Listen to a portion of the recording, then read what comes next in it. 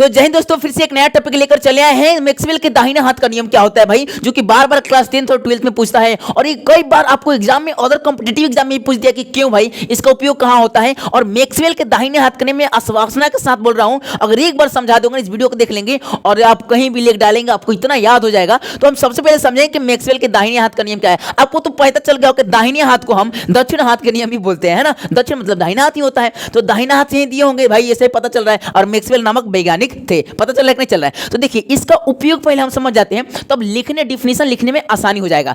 तो दाहिने हाथ से बताए थे ना कि मानिए एगो अब क्या है, मानिए एगो तार जा रहा है, ठीक है, आपके चावड़ा चावड़ी एगो तार जा रहा है, जाता है कि नहीं जाता है भाई, गांव में ऐसे होता है, चावड़ा चावड़ी तार टनले रहता है 12,000 का। ये कितना पावर का है, 12,000 पावर का है ना, 12,000।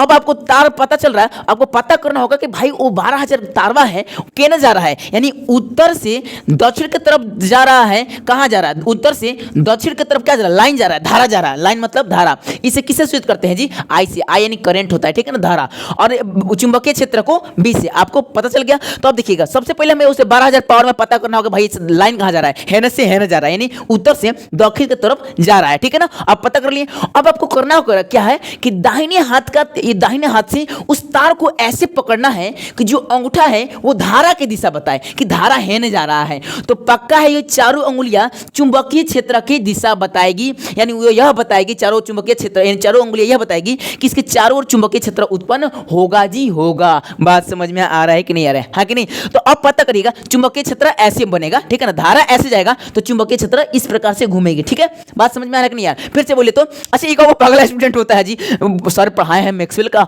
दाहिने हाथ के नियम, चलते हैं प्रयोग कर रहे हैं, 12,000 का पावर जाकर धर लेगा। बस भाई मत धरना, पगला स्टूडेंट नहीं बनना है, पकड़ लेगा ना, बस चले जाओगे ऊपर। ऐसे पकड़ना नहीं है, जाकर प्रयोग नहीं कर देना है, पकड़ के धरते लाइन में, ठीक है ना। आपको लिखना है, ठीक है, वैसे नहीं करना है, गड़बड़ हो जाएगा जी।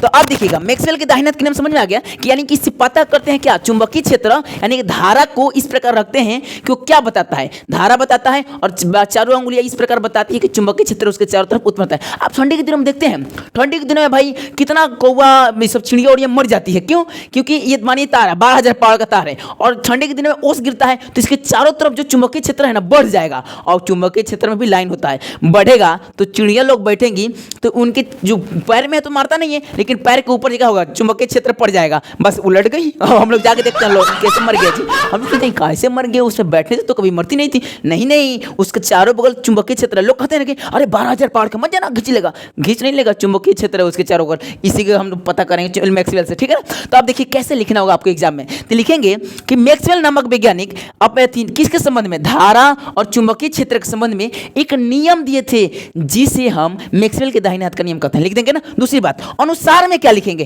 देखिए क्या लिखेंगे, ये लिख देंगे कि मैक्सवेल ने ऐसे बोलेंगे कि अपने दाहिने हाथ से धारावाही तार मतलब बिजली वाले तार को इस प्रकार पकड़ें कि अंगूठा, बोले तो अंगूठा निकालिए, अंगूठा धारा की दिशा बताएं तो बाकी अन्य अंगुलियां चुंबकीय क्षेत्र की दिशा बताएगी। फिर से धारा, अंगूठा, धारा की दिशा कौन बताए, अंगूठा, तो पक्का है कि बाकी अंगुलियां चुंबकीय क्षेत्र की दिशा बताएगी। समझ में आ रहा है कि नहीं, जाके पकड़ना नहीं है भाई, मुझे टेंशन नहीं देना, ठीक है ना। आप लोग ऐसे ही सीखते रहें और मुझसे जुड़े रहें, आपको तो समझ में आ चुका है, और उम्मीद है कि आप जाएंगे एग्जाम में पूछ दिया तो गर्दा उड़ा देंगे। और ऐसे ही मेरे साथ ऐसे ही वीडियो के लिए जुड़े रहें। तब तक के लिए थैंक यू, जय हिंद, जय भारत।